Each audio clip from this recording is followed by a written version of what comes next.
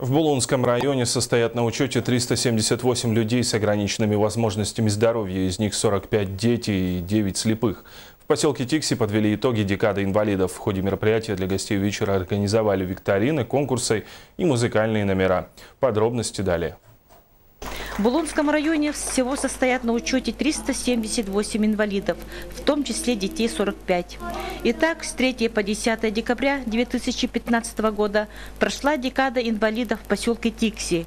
Члены общества приняли активное участие во всех мероприятиях, который также был приурочен к юбилею Булунского улуса.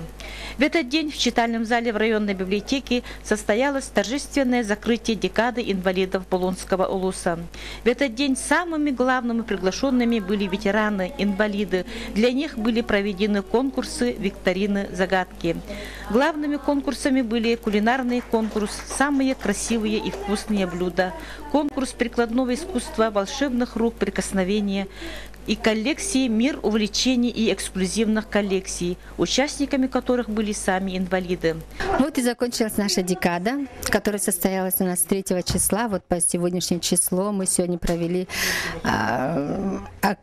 последнюю нашу заключительное мероприятие, где приняли участие наши инвалиды. И хотелось бы, конечно, сказать о том, что у нас вот до сих пор нету помещения. Это наша первая и желаемая проблема. Хотелось бы пожелать инвалидам счастья, еще раз бодрости, и надеемся, что мы вместе победим все. Совместно с работниками Центральной библиотеки были подготовлены музыкальные номера. Участники вечера получили заряд бодрости, позитива и положительных эмоций. Ольга Григорьева, Валерий Савельев, НВК «Саха», Тикси.